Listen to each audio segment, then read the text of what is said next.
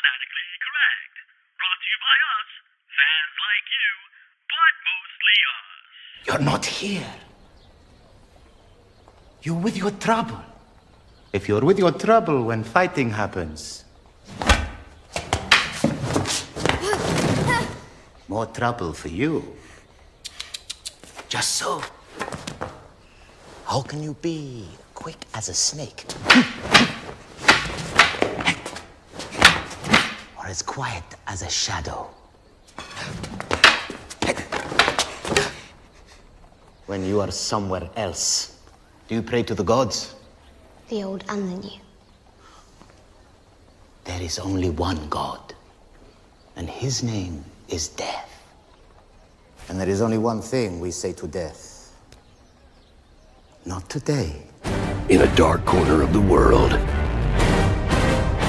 three men will work together to bring you a podcast like no other.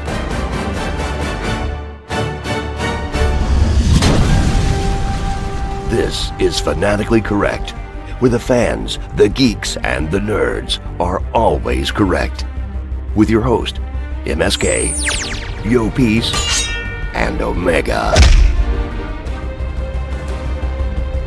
Spoilers. We really shouldn't have to warn if anyone listened to the last reaction and the reaction before that. And the reaction before that. But in case you didn't read the synopsis or the title that we'll most likely put, there's going to be spoilers for Game of Thrones. So if you're not caught up, this is your last chance. Spoilers. I'm not gonna lie. I don't read the synopsis for the show either. At all. Even when I type it in, I don't read it. Yeah. Night King's dead. Arya killed him. There, spoiled. So if you weren't listening, if you didn't pay attention, that just happened. Damn. Yeah. Well, I guess we said in our reaction, our last reaction for episode 3 of the final season of Game of Thrones, that we would have to do a mid-season review, which is what we're doing right now. I'm your host, Omega. MSK. Yo, peace. And I guess, we're just going to stick to this season, because I'm sure after the season ends, we can do another full overlook of the whole series and, how the definitely let's just stick to this season, because enough has happened. We'll stick to episodes 1, 2, and 3. Yeah, plenty, and we pretty much just had initial reactions to each one of the first 3 episodes, and we just gave an initial reaction immediately after watching it, night of, just a 20 to 30 minute, a take on it and what we thought, how we felt, all that good stuff. And I guess now we can get a little bit more detail of looking at it as a story arc of 3 episodes, because it kind of feels like it's going to be 2 seasons now, So, and which makes sense because he's got 2 books, R.R. Martin. Going, and I think that's pretty much what the show is reflecting. The next book is probably going to be the first 3 episodes of Game of Thrones, which was resolved the whole undead and Night King situation, and then the second book, the last 3 episodes of the show, will be who ends up on the Iron Throne. He's right. He has 2 books. He's coming out with 2 more books right now. Yes, he's writing. Yeah, he has 2 books left in the series. The show went right past him, but it looks like the way it's wrapping up, that's what the 2 books are going to be. Episodes 1 through 3, the Night King, Winterfell, all of that, and so he's basically letting the writers finish it off for him. Pretty much. Yeah, I think he's waiting to see what mistakes they make or don't make, or what people liked and didn't like, and then take credit for it. That's the smartest way of writing. He's smart. That's the smartest way of writing. He's smart. It's genius. So I guess let's start with Yopi, since he wasn't. I did read your notes off in the reaction episode. But if there was anything else you thought of after the fact, we'll kind of go a little. So what was your take? What was your watch party? Yeah. Did you flip a table? No, I didn't flip a table because Ghost is still with us. He lived. I mean, they didn't show him, but they showed him. It was just like nothing. He 2 seconds. Yeah, he is in the trailers. And just one other quick update since our reaction last night, or when we released it, whenever you heard it, Rhaegar has also been confirmed as alive. The second dragon was also seen in the trailers. Yeah. So the wolf and the dragon. No, but I mean on the actual episode, they show him go away and they didn't show him again. So, once again, they're giving us the mediocre ghosts, and I guess the CGI. I guess the money on the CGI is gonna get better now. Look, for man, him, it's all about so the budget. It's the let's budget. let's just hope for that. And over Viserion. Yeah. Well, I mean, we lose one dragon. We still have 2 other dragons, so I don't know if he's still gonna get a lot of time. Maybe like 5 minutes, 5 minutes more. They're not CGIing on undead now. You know, they don't have to CGI the undead crawling and running. And it's one less dragon, This so should be CGI budget now. yeah. Yeah, one less dragon and no White Walkers. So Right. I think they can fit him in. So my reaction And though, a little bit of ghost. my reaction was so I had to watch this. I was at work. I had to watch this in a couple of scenes. So it took me like a good. How long was this episode? Like an hour and a half. It was about an hour and a half. Yeah. Yeah. So Almost, it almost like took me 82 3 hours minutes, to yeah. watch this thing. Wow. Wow. Yeah. Jesus. So it was bits and pieces. Have you rewatched it? Yes, Have I you did. rewatched I it did yet? rewatch Oh, it. okay. So Yeah, I think everyone did. Okay. yeah. So my initial reaction, I loved it. And then my second reaction, I loved it. I still love it. There are things that I guess need explanation for some people, and I don't understand what is going on with the audience nowadays. Yeah. They're crazy. I- For some reason. I'm lost their getting mind. I mean, legit questions. there's legitimate questions coming at me, and are just very. Just name one. Let me hear one question. Let me hear one question. One question that I got was, is Arya flying now? Is Arya flying now? Yeah, like does she have flying abilities? Technically, That he has to have been joking. I don't know. Who I it was that said really that. hope No, that no. I really hope that I'm legit getting question. trolled He's about trolling this, you. Yeah. because if that's a legitimate question, we are having problems with the viewers of Game of Thrones and this. Yeah. I hope that they when they watch this, they understand at the end that it is a fantasy world, right? Like, you guys agree with us, right? Like with me, right? Like Yes. it's a fantasy. We had the same problem with last season with the whole, and even though that was wrong because people just weren't calculating how much time was actually passing in that episode, but these were the same questions we were getting. Yeah. No, but this is different. This is different. This is not accepting the fact that she just jumped and it looks cool as fuck. Like so here's the thing. Just like, accept that. Let's just say she has verb, right? yeah, Like she can dunk the basketball, right? She's a ninja. No, She's but a ninja. let's say she She's a ninja. can dunk the basketball, right? Let's just say that. Yeah. Like she's little, but she can dunk the. Muxie Bogues can dunk the basketball, right? yeah, Right. Yeah. So he's got to jump. flat. He's got to jump a Yeah. little higher than a person, right? yeah. I mean, it's possible. I'm gonna look up his height and Arya's height. Okay. So Look I'm at that. assuming that if she's, I don't know, his height around there, and she can almost dunk, or not even dunk it, but almost dunk, then she can possibly get higher than the actual Night King, right? Is that a thing? Yeah, I think that the way the scene looks after watching, like I think Alright, I've she's seen the 5'1". episode She's 5'1". Straight through 3 times Yeah, now, and Muggsy Bogues? but I've seen that scene like 20 times now. You know what I mean? Yeah. And the thing is that you tell like the wind blows and that one like lieutenant like looks back and then you get the front shot. From Bran where the Night King's about to pull the sword. So I think it's more of a choosing which shot they're going to give you. They can give us the shot that's been done over and over again, which is someone jumping off of somebody or jumping off of something and getting that long jump arc view, which Right. Game of Thrones already done with Arya Yeah. when she was when she was blind, running from the girl and she jumped off the thing. They instead gave us the killer. I mean, it's such a good gif. Is that scene of her flying out of nowhere from behind him. We couldn't get both shots. Both shots won't work that way. We had to get the view of where did this come from, and that's the view that they gave us instead. But that's obviously explained that she's an assassin, she's a ninja, she's a faceless man, she's no one. She jumped off somebody or something or out a window. Who cares? I mean, You know what I don't think she that killed the means Night King. at this point that shouldn't be explained. And the fact, did you see the other White Walker? His hair kind of like flew or whatever. Cause Yeah.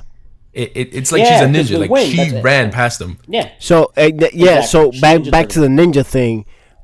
So I'm assuming because they showed it in this episode how she can move around without anybody hearing her. Yes. Right? They show that. So the other questions that are coming up is like, well, how come she just got through all these all these walkers to get to the Night King, and I'm like scratching my head like she's a ninja. Like I thought they showed you visually what she can do. Yeah. I mean, No, and she had just gotten back her confidence. She started fighting. Okay, she was an open field, which it feels like the only way to fight these things. When you get back into a corner, I mean, I guess like natural reaction, which is the way they wrote it that way to give you the 3 segments. They said that they broke the episode down into thriller, suspense, then horror, and then action. Right. And the end obviously was action. And it works because she got her confidence back. She started to revert. Not completely. She was still being brave. She got hit in the head. But she was, running again. Yeah, she was afraid. We hadn't seen that scared. since she was blind. Scared. Yeah, exactly. So she was scared. So she was losing some of her confidence, which means she's losing some of her skills because she's not focusing and thinking the way she should as an assassin. Right. And then that was what was awesome about that callback of her telling her, and her reminding her, this has always been my destiny, and just taking it on like I can do this, and I know how to do this, and she had the tool to do it as well. My only, I don't have any complaints. I think there was just certain things that would made it a little bit more enjoyable for me. To me, it's spot on, great. I wouldn't change anything about it. I'm fine with it. I would have maybe liked a little bit of a squared up toe to toe with Theon, as opposed to just go running and then get the spear broken. I wish he had a sword. I wish it was more of a sword type situation than him just trying to do the spear. Yeah. But you know what? Theon went out the way he should, and they did great by his character the way that he went out. Yes. Protecting Bran by the tree. I mean, he was the only one there protecting him. Everyone else, all the other Ironborn were dead and weren't doing much, but Theon stayed, up to the very end. So you got to give him that. I personally was looking for Theon to lay down his life, not by running at the king. What I was hoping was maybe the king throwing something at Bran and him throwing his body and taking whatever it was. That's what I pictured, but I don't mind the way he went out. Even knowing that he didn't even get to touch the Night King, it's like my wife said, the old Theon would have ran away from this whole situation. For sure. He probably wouldn't even be there. Exactly. Let's just start by that. Yep. Yeah, so he did redeem himself in my eyes. Yeah. No, and it's incredible because he's not even the old Theon. He is a better Theon. Yeah. Old Theon, like MSK shared a meme about it started for me not caring about Theon, which we didn't, until he was one of the first to kneel down before Robb, and he wasn't even the first. He was like the second or third when when they named Robb the King of the North. He was like the second or third to swear his sword to him. He was always kind of a butthole, you know what I mean? Yeah. He was a jerk to Tyrion. He was a jerk to Jon Snow. Yeah. So he was a douchebag. That's what it was. He was big douchebag. He was the D-bag of Winterfell, and so we really didn't care about him. And then it got to the point where we despised him, and then then it got to a point where we, like, in the meme that you sent, then we were sad for him. We felt kind of bad for him. It's like, he's broken, he's frightened, he's scared, and he wishes he was someone better. And the moment that he changed was thanks to Jon. That speech of you're both Stark, you're both Targaryen, Stark and Greyjoy, and and then on top of that hug from Sansa when he came back at the end of it was the second episode when he came back, and just all of that, I think just made him feel better about who he was. And then Bran, like we said in the reaction, he gave him that double. He told him not to be concerned of what he did to him anymore, and then he told him he was a good man. Theon came not even full circle. He elevated. He didn't turn back around. He became something better. Yep. And it was a great way to go. No, for and then Jorah, pretty much the same thing. Yeah, the thing with Jorah is that Jorah's was really touching because he went through like hell, going, proving that he was worthy of protecting Daenerys, and that moment. They didn't even have like a little speech of like I love you or I miss you or whatever, or I'll miss you or whatever. No. Like it was just the look of giving her like, look, I'm fighting for you and this is all I ever wanted. And I think she understood that at that moment, like completely, and that's why she was so down. And you see the dragon come up and kind of like, like protect her in that moment because like she was already down that Jorah sacrificed himself for her, and I think that scene was very good too. Yeah, I think he was in the friend. Like the dragon was consoling her. He was in the friend zone the whole time. There was no chance for him. Friend zone all the way. So he just all the way. So yes, all he really wanted was to protect her. She didn't see that. Yep. She saw something else for a long time. She thought it was more than just protection, but really, he was obsessed with her, and all he wanted to do was protect her. Which he did. Yeah, and he did. Yeah, it was healthy. He loved her so much. He had no interest and because it was even like Dara Harris called it, and Tyrion had called it, but he never. In other words, if she would have willingly loved him back, Right. of course he would have most likely acted on that. Yeah. But he loved her so much that he had no interest in taking away anyone else she loved instead, or forcing her to love him, or Right. trying to screw her over because she didn't love him back. He had no interest in that. He loved her so much that he just wanted her safe and wanted to keep her safe and wanted to see her succeed and wanted to help her as much as he can. So it was a wholesome in that aspect love. It just started. Unfortunately, he was a spy, but like what happened with Varys and what's happened with a lot of people who follow her now. They started in one direction and she won them over. Yeah. And we'll see. Hopefully she's winning them over now Yeah. because Well, this is the moment. I have a we need to feeling see now in that they Winterfell. won. I have a feeling now that they won the battle, things are gonna start. Hopefully, they're not gonna go back to the political BS. Like if the next episode starts off I with know. "I want to be the king" or "I'm the queen," like if it starts off like that, I don't know if I'm gonna dig that because they just won a huge battle. Well- and at this point, they have to like at least give me one episode of everyone kind of like, all right, let's plan on just getting to Cersei and just I think finishing her off. I think unfortunately it might be a mixture of two. It's going to be plotting and strategizing, but it is going to be a lot of politics because they are going to need to start rounding up what's left. I don't even know. I'm hoping it will be cool if they somehow summon and send for the second sons and the armies that she has left behind. I think that's and the only Essos. that's the only thing that. But outside of that, yeah, they got to round up the Tullys. They got to round up the Tarleys. They got to round up if there's any Dornish still left out there. Yara's got to come back with the Greyjoys. What's her name? The girl that helped Bran through everything. And save them. Mira. Yeah, Mira. Her family. Remember, she went to go stay with them. Also, I'm sure there's they're that gonna house team up. also. I mean, they have to. Yeah. Everyone has to band together now. I mean, Exactly. They can't keep going. Oh, I'm with him or her. Like now, it's like them all together against Cersei at this point. They have to figure that out. I don't think. Well, I'll be surprised if he does. I don't think Jon's gonna make it an issue. I think that now perhaps I don't think Bran's gonna make it an issue, and I think after everything they've been through, I don't think Sam will make it an issue of him being Aegon Targaryen, and I think Jon is not going to in any way tell Arya or Sansa for sure. Well, once Sansa finds out, if Sansa finds out, she'll make it an issue. Yeah, I still don't trust Sansa. That's what I'm saying. Like, if she ends up knowing that he's the true heir, I think she'll make it an issue just to get back at Daenerys. Not to get back at her, but just to tell her, hey, man, like, we want the North for us. Like...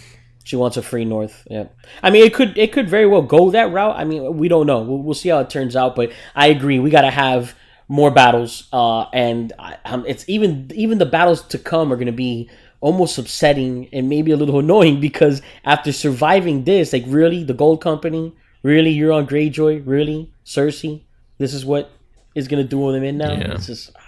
Yeah, I and it's kind of like Unsettling. I'm a little worried about that because last night's episode was so epic that I mean it's the Night King and the way it went down with Arya and I don't know how they're gonna top that. Like I'm afraid of them not topping that. Yeah, I don't think they're gonna. Yeah, I don't think they're know. gonna have a problem topping the this last episode. It's different. It's definitely different. I mean, why you might feel that way is because there's not gonna be any more walkers, any more Night King. We got it. We finally got it. Like it took us years to get that, right? Yeah. That's all we probably expected. But who was it? One of you guys said, "Well, this show at the end of the day is not about the walkers. I mean, they're part of it, but it's not. Game It's of about the Game of Thrones. Thrones. It's about the throne at the end of the Right. day." And I know for sure that Night King didn't care about the throne. He didn't give a damn about it. He just Right? wanted everyone to die. So we got the fight. We got what we wanted. Yeah. Me personally, I'm gonna be honest with you guys. I wanted more from the Night King, not because of how badass the character is. Yeah, it's a great villain. But I feel like someone was saying something like, "Oh, maybe a fight between him and Jon would have been nice before he even rose the dead." Right. But something. Like I wanted a little bit more. That's just me. That's just that's the only thing that I can tell you that I have a little issue about. That was the build-up. Yeah. Right. The build-up was to a fight between the Night King and Jon Snow. Right. I mean, that's what it felt like since Hardhome, especially, and every moment it always felt like the build-up was, and we felt we were gonna get it, and the next thing you know, started raising his hand, started raising the dead, and well, what do you know? It was Arya. I mean, it's even funny because in one of the behind the scenes things that HBO has released, they were talking about when they did the table read for it, and like everyone in the room was like, oh, you know, like because they're all fans, just they're actors and they're in the show, but they're fans like we are. But I don't know if it was a joke. It didn't look like it was a joke, but they said that Kit Harington was pissed. That's he was funny. like, what? No, I was like, it's got to be John, you know? Yeah. Like, That's funny. and I don't think that was coming from an actor. I think that was coming more from a fan, and he's obviously a huge Jon Snow fan because he plays Jon Snow. Yeah. So for him also, it hurts double for him to not get that fight. You know what I mean? Also, we don't know how they filmed it, right? So they we filmed don't it know, for like what, 50 we don't know days if, or something? Yeah, we don't know if they actually filmed that 55 days. fight and they never went through with it. Yeah, true. They probably did like It's safe to assume they didn't because it was in the script. They said I think they were saying that they've known for 3 years now that it was going to be Arya. Yeah. I guess that's when R.R. Martin had released it to them. And on top of that, actually, she's pretty funny, man. She's such a great actress. And she was talking about that they had called her about 18 months ago and told her that she was going to... I mean, because you see in that episode and you see it, she does like 95% of her own stunts. They only use a stunt double for like when she's jumping off of a building to another building. Yeah. But for the most part, she does all the coordinations and everything. Yeah. And they were saying that she was like eating a plate of cheese fries in Boston when they called her and told like, yeah, you need to work on your stamina and cardio because you're going to be doing a lot of training. And it was just to get those, 15 minutes of action. It was a lot of training. No, I mean, I'm sure just her scene alone when it cuts to her just chopping up the White Walkers. I mean, that's the best scene aside from the ending.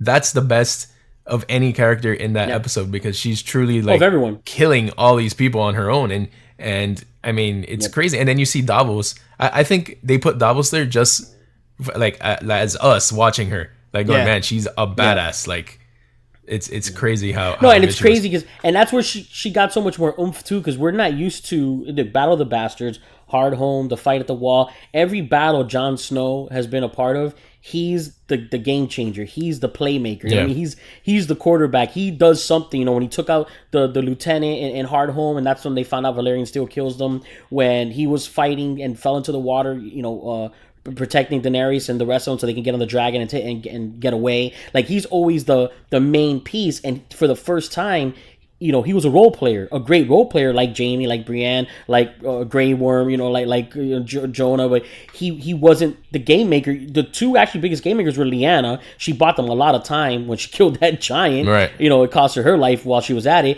And Arya, Arya was the most impactful warrior here. She was the hero of Winterfell, of this battle, of the Long Night. Sure. And we're also not used to seeing that. And I think that's what really just got everyone by shock and just like really just made the emotional explosion everyone felt when that moment happens because you really didn't see it coming. Everyone theorized about it. Everyone said, hey, maybe it's but we were, once we're in the middle of the battle, we're just, again, so used to Jon being the hero that I think it just caught everyone off guard. I don't think too many people really thought it was going to happen until it happened. Yeah. No, it completely caught. And then when it finally happened, like I told you in the reaction episode, like I thought she was dead. I thought the Night's King was going to kill her. Yeah. And I was like, oh my god, this is going to be awful. And then she does the trick, and I don't know what's wrong with these fans, man. Like honestly, they're just not enjoying it anymore, man. Like even you saw the Rotten Tomatoes rating. It was like 82%. I mean, 72%. 72%. It's Rotten That's Tomato. garbage. I don't really go by that. I know, I understand, but like at the same time, there's other fans like on social media. Like I understand the episode was dark, and like that's one complaint that I get it. We couldn't see everything, but I also understand the production aspect of it, of why they did that. Like they had to hide all the CGI and everything, and plus they wanted to make it dark to make it look like what they're feeling, what the charars are feeling. This is like, their darkness. This is the end for them. You gotta see the visual part of it.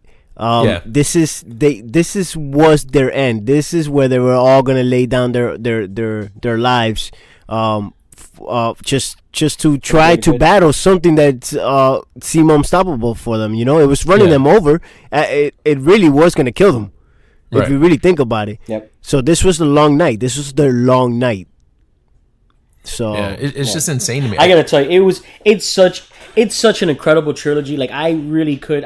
It's gonna be hard to see how the rest of the season goes now because watching, which I'm definitely gonna do. I'm pretty sure you're gonna do it. I'm pretty sure everyone's gonna do it before the series finale. Just rewatch the whole season again.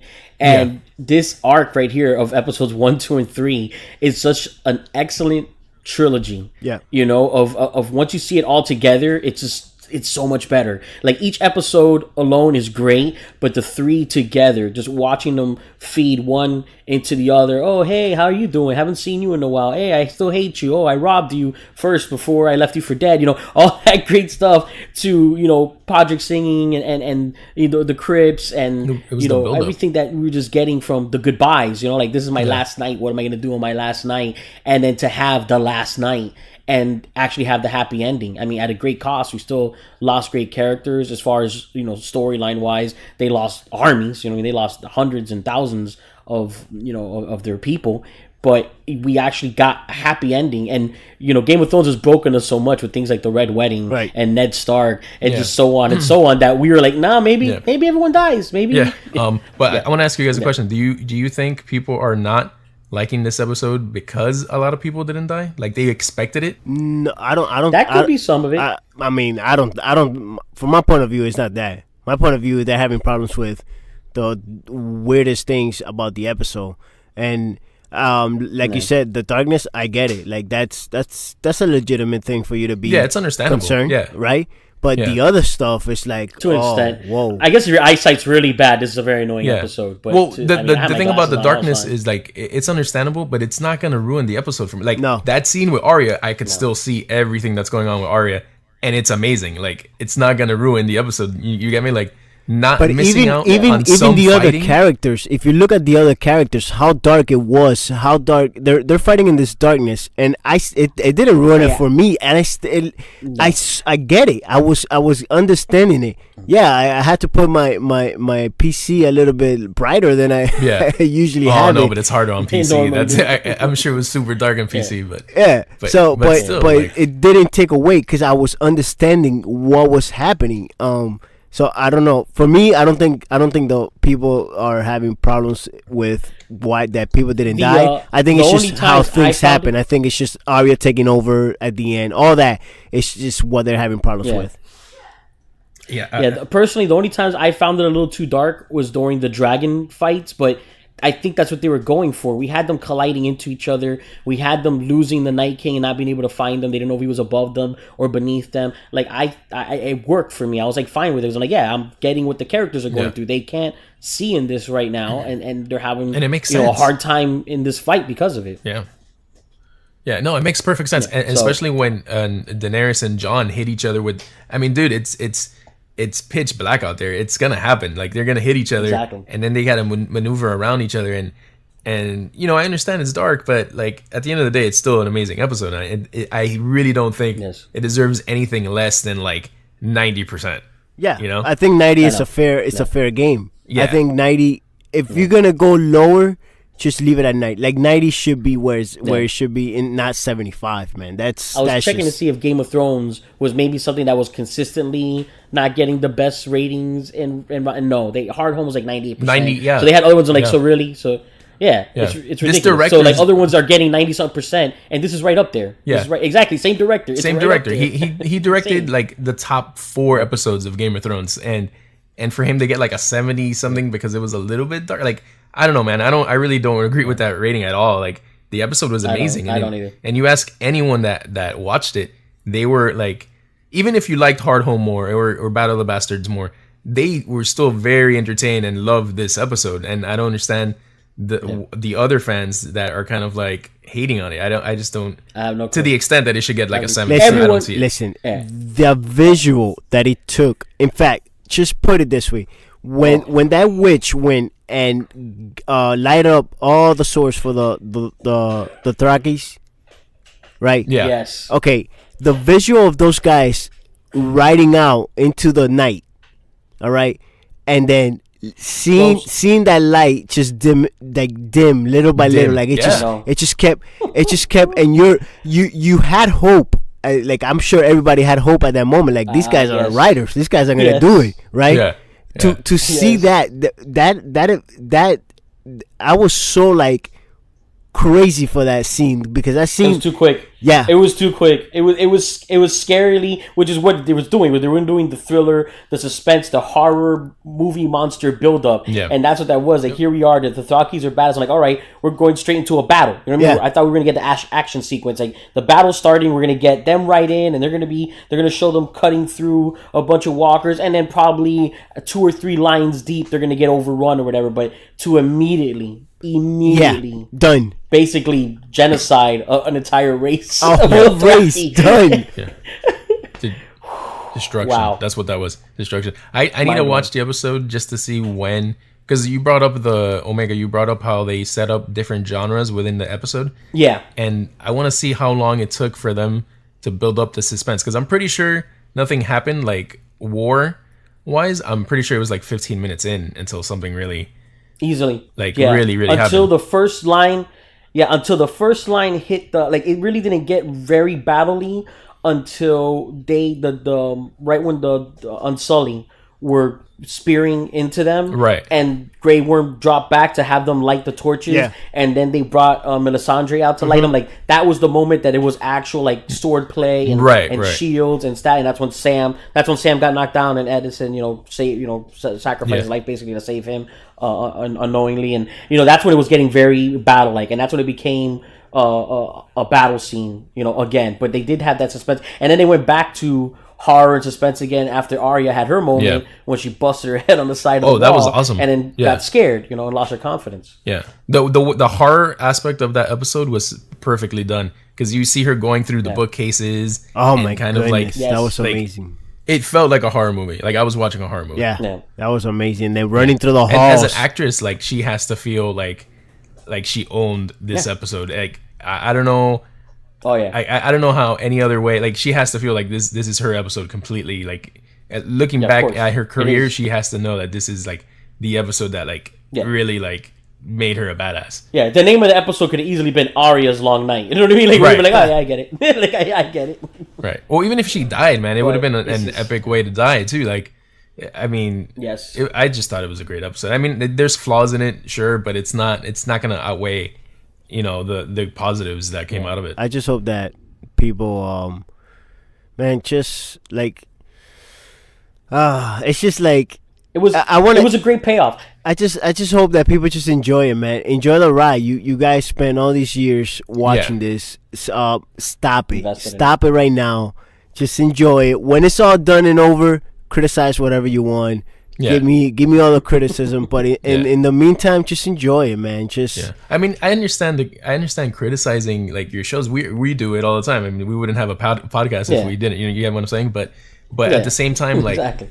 Oh, does Arya know? Like, does she fly now? I mean, come on, man. Like, that's not a legit question. And I'm not even trying to say like, because some people are gonna say, oh, well, you guys are only like Game of Thrones fan, and you're gonna, that's your baby, or you're gonna protect it. Like, we didn't even get anything for this.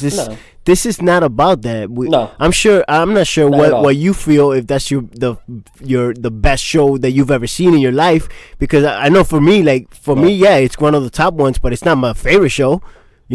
So I don't know. It's getting pretty up there for me, but I'm saying it might be for you, but it won't be for me. So what I'm saying is just like it's not about that. It's just like, man, like enjoy the damn. Stop criticizing the minor stuff, man. Just you know what it is that people are looking for something to criticize already. Like as soon as the episode's done, they're like, okay, no, something's wrong. How about just appreciate what you just saw? Yeah, what do I mean? How do I mean this? Yeah, exactly. How to make it funny. Maybe that's what it is. How is this material for my comedy act? Exactly. I mean, which we do here. Don't get me wrong. I mean, I'm looking at notes right now. Like episode 1, the dragon carpet ride. You know what I mean? Like it was, longer for my personal taste. It's not bad though. I'm not gonna say it's a bad episode because of that moment, and I even get why they did that moment, and I wouldn't take the moment away because it was part of the build-up to lead that we need to know that Jon can ride a dragon, and we need to see the two of them interact in that way to build up towards the heartbreak of the relationship later. I get it. So yeah, we do the same thing, but to not enjoy the episode at all or say it's garbage is insane. It's pure insane. Yeah, I mean, I don't know anyone that did not appreciate it. I mean, personally, like my friends, everyone loved it, but overall, like the internet, same here. it's just weird. Like the vibe, the things I've been reading about it, it's just like, really, like because of that you're not digging this episode. I don't know, it's just weird. It's a small percentage. I mean, the same thing happened with Endgame. The same thing happened with the Star Trek movies. The same thing happens with Star Wars, and it probably will happen again now with this one. I mean, it happens. There's people that have such a high expectation. Like Star Wars is screw. I'm just saying right now. Yeah. No, yeah, Like, I think I'm not even kidding about Sure. this. Like, I'm telling you guys right now, the last Star Wars is screwed. Like, it's gonna get, the critics are already A lot of hate. Yeah. Oh my goodness. It's like because Yeah. either you love it or you hate it, and there's more hate Yep. for those movies than there is appreciation for what it is. You know. Yeah. So what's I crazy feel- though, for that to happen to Game of Thrones at this point is insane, because they gave us at least, let's say you didn't like last season, fine.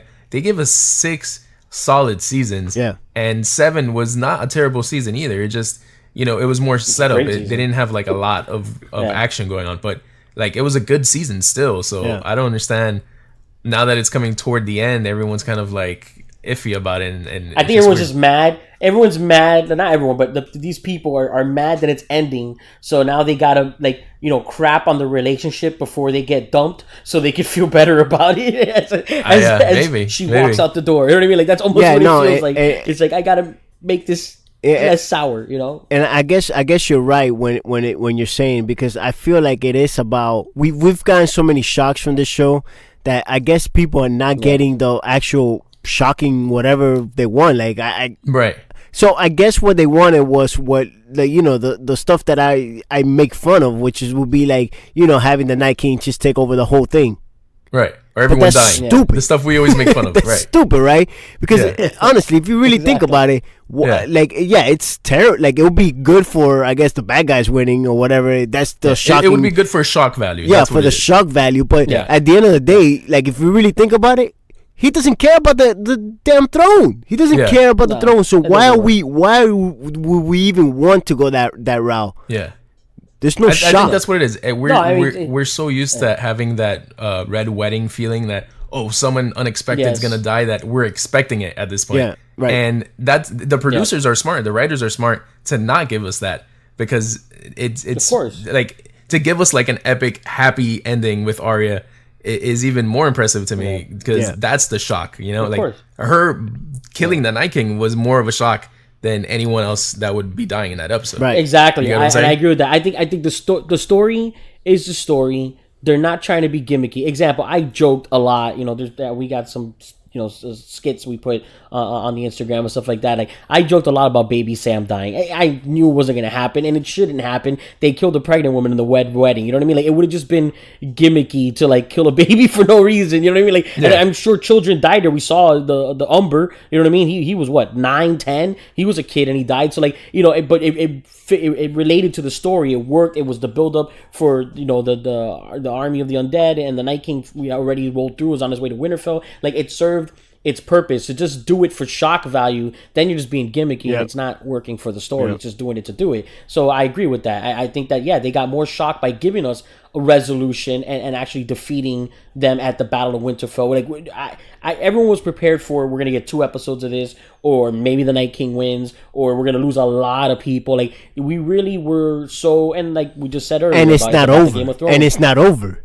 Yeah, exactly. And that's it's not over. So it had to. So you're expecting something bad. Still expect it. Like, it doesn't mean that you're not gonna get whatever cynic thing you're thinking about, but it's gonna happen. But just not the way. I don't know, man. It's weird. But just to get off that, Cersei can't win of this subject real quick. I want to ask you guys, with Melisandre, how did you feel about her knowing that? Because we assume that she knew that it was Arya at that point, right? That had to kill the Night King, right? Yeah. Do you guys think that she found out at that moment, or she came into Winterfell already knowing that? I feel that she found out at the moment.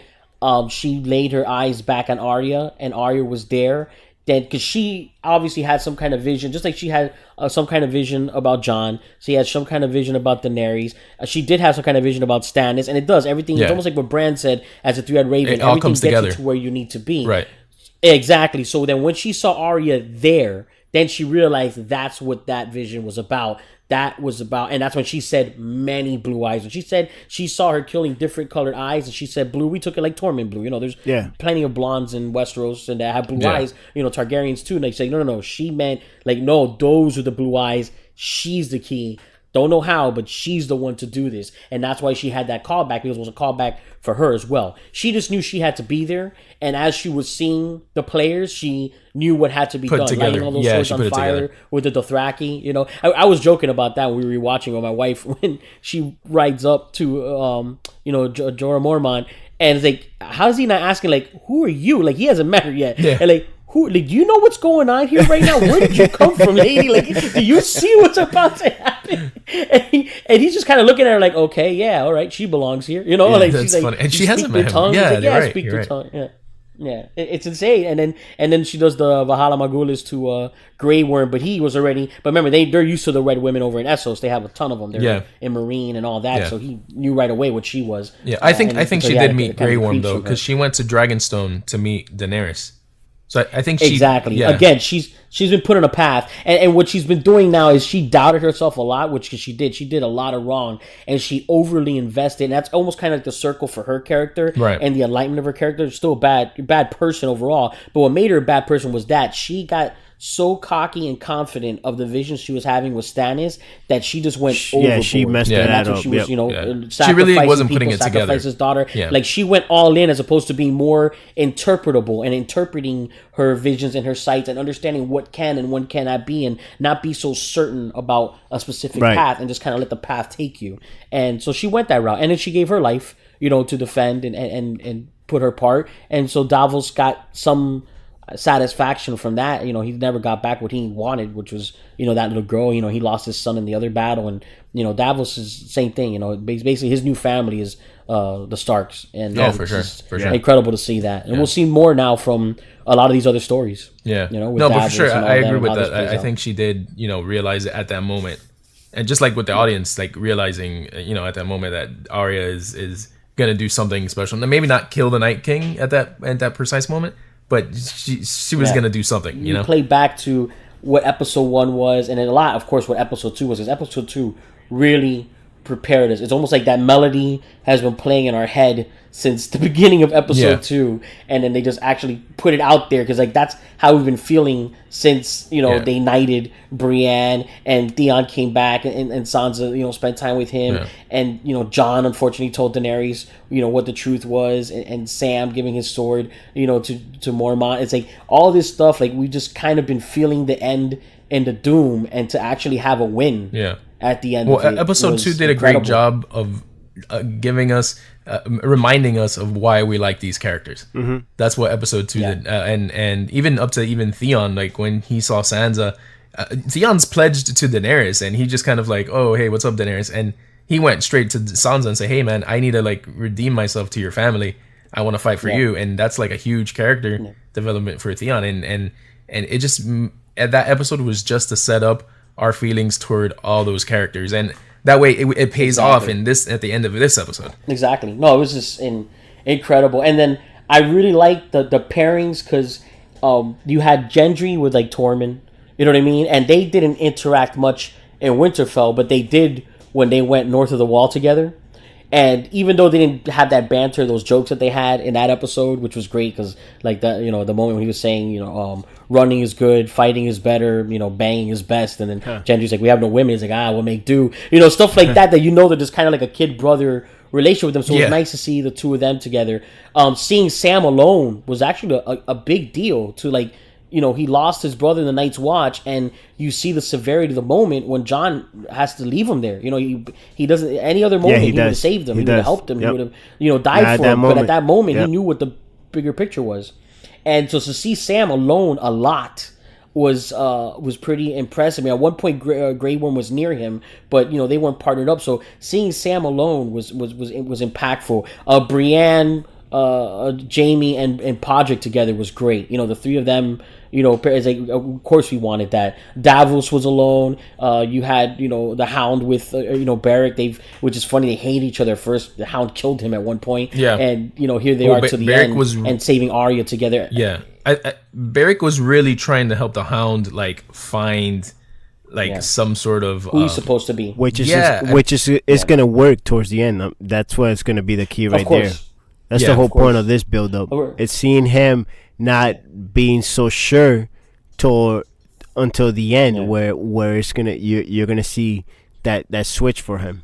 Right. And that's the thing. You know what it is? The Hound was always loyal, and that's why he was so able to easily walk away from Godfrey and walk away from King's Landing. He was just a knight, and he just had his word as a knight to be a knight. He never believed in what he was a knight for. Right, he never exactly. believed Yeah. in who he was pledged to. And exactly, and now he's building that he believes in Arya. He actually even believes in Jon. Yep. When they had their experience together. So he's gonna now become a knight, whether he lives and remains with them when it's all said and done, or if he dies fighting the Mountain. I think 3-1 odds are he's gonna be the one to kill the Mountain. He's probably the favorite. If we're doing gambling odds here, he's got to be the favorite. Oh, you're gonna lose money, but all right, cool. You're gonna lose money. Yeah, well, I don't know. Well, it's like a long shot horse. You know what I mean? Like there's a favorite horse, but doesn't mean they're automatically gonna win. It just means they have the best chances to win. But I think storyline wise, it makes the most sense if it is him and they do come, of course. Full circle in that relationship since episode 1. But regardless, that's what he is now. He is become someone that is more honorable, regrets the bad things that he's done, and is actually starting to believe in the people he's swearing his sword to. Yep. Yeah, he has major PTSD, man. Like in his character, I mean, I understand it, but while you're watching the action and you see Arya doing all this stuff and Beric trying to fight, and he's asking him for help, like. I'm getting like upset at the Hound. Like I'm screaming at the Hound, going, "Hey man, do something." Even Sam is trying to kill White Walkers. You get what I'm saying? Like Sam's trying to survive. Yeah, he put himself in a situation where he just had to fight for survival. Yeah. But speaking of survival, that was great. I mean, this is just speaking of survival. Let season. me give you guys where you can find us so we can survive. That's a weird segment. You sound that right? It's a weird one. I'm gonna take it because the last couple of reaction episodes, I've been destroying the social media segment. So I'm glad you're back, Yopis. Hey, we're trying to survive here, man. We're trying to survive. So you can find us on our social medias. We got Twitter, we got Instagram. The ad handle for that is FanCorrect. Or you can search for Fanatically Correct on Facebook and MeWe. Or just go to fanaticallycorrect.com and follow us on that. That's going to take you straight to Podbean. You can review us obviously on iTunes and Podbean only. Go through Google Play Music if you want to listen to us with Google. And our email is contactfancor@gmail.com. That's contactfancor@gmail.com. We also have the phone number, which is 786-704-8404.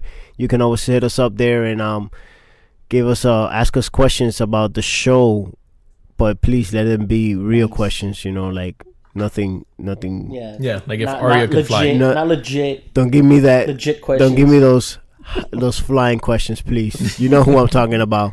Yeah, I'm talking about you, sir. Are you? Yeah, you know who I'm talking about. Are your bones? Yeah, like I said, how do bones punch through stones? So the crypts, there shouldn't have been a problem in the crypts. Yeah, it should have been just a lot of rattling and. If we're gonna start nitpicking why are we watching the shows? Like exactly.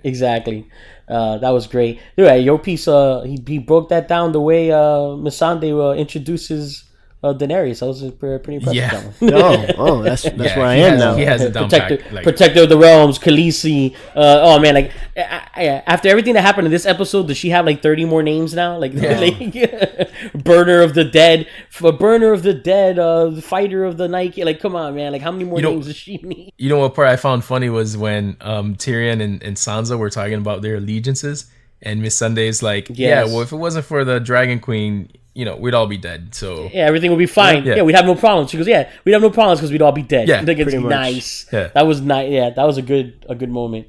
And we never talked about that because the Arya thing was so shocking that in the crypt, that moment, like this really could work out if you look at the way it's happening. You have, regardless, Jon Snow is half Targaryen, half Stark. But if he stays with Daenerys, that's Targaryens and the Starks together. You have Arya and Gendry, so Stark and the Baratheons together, and if Sansa and Tyrion end up back together, then the Starks and the Lannisters. So actually, the Starks do end up ruling the Seven Kingdoms at some point, by marrying into every major house. Yep. So, but hey, let's give it up. Let's give it up for Lyanna, man. Like, I never waited to talk about that. my man, like she went out like a gangster. Like she's more of a leader than I've seen in bigger men and women in that show. She ran up straight to the giant, Yes. screaming like if she was gonna do something. Yeah. Like I would, if it was me, I'd be running. I wouldn't be there. I would be dead. I don't know what I would be running the other way though. Yep. Completely. Even though it was like, I'm glad because at first I was like, man, Leanna went out like a punk. At first, like, you know what I mean? Like when he just like slapped her and she and like flew to the side. Like was funny. really, that's how they did Leanna. You know what I mean? Leanna, like come on, man, that was just wrong. And then she got up. I'm like, yes, because I mean, you knew she was not gonna just kill that giant and live. You know what I mean? Like you knew that was gonna be her demise, but.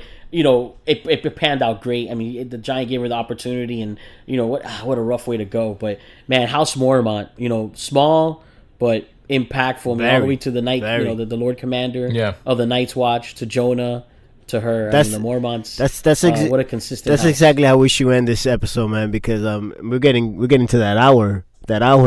Yeah. We're about to hit the hour. Nerdcessity. Game of Thrones. Yeah, Necessity's Game of Thrones. Watch the next one. What? Yeah, no, yeah. Nerdcessity would be the next episode. Nah, I'm gonna tell you. I don't know what it is. I don't know if they put some cocaine in it or some extra sugar. Or I don't know what it is, but for some reason, those Game of Thrones Oreos, if you can fight your way through it and get some at a grocery store, at a Walmart or a Target, and I think they're going for like $500 on eBay or something crazy. But I can't find any of them. I can't find any of them here. Yeah, in your areas. Yeah, I still got like 5 packs left. Yeah. I went crazy in the box, and we kind of been traditionally opening them up got every one episode. for every week. It is.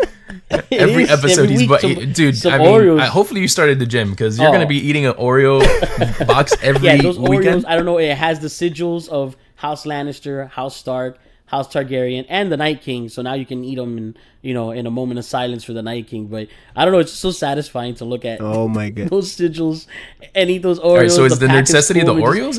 Is that the necessity? No, the necessity is not Oreos. The necessity is the next episode. That's what the necessity is. Hey, maybe we could get them as a sponsor or something one day. I don't know. It would be fantastic. No, I mean I'm with Yopis. It should be the next episode. I actually think everyone should take a minute and just rewatch this episode and just enjoy the awesomeness of it. Because I mean, so many things happen in that. But like, I feel like people weren't really focusing on how great it was. Nope.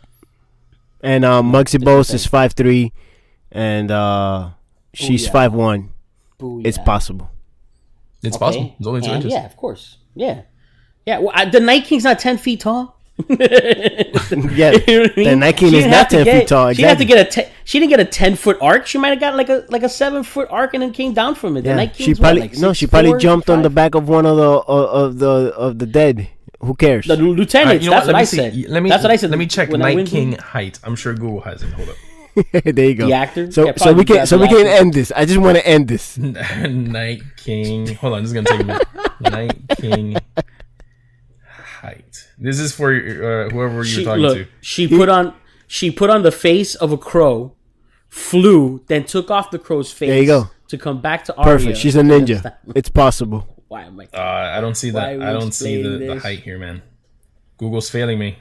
What do we say? Well, it's okay. You know why? What do we say? Because he didn't look taller than Jon Snow. So you know why? Because this is a fictional character. He's definitely taller than Jon matter. Snow.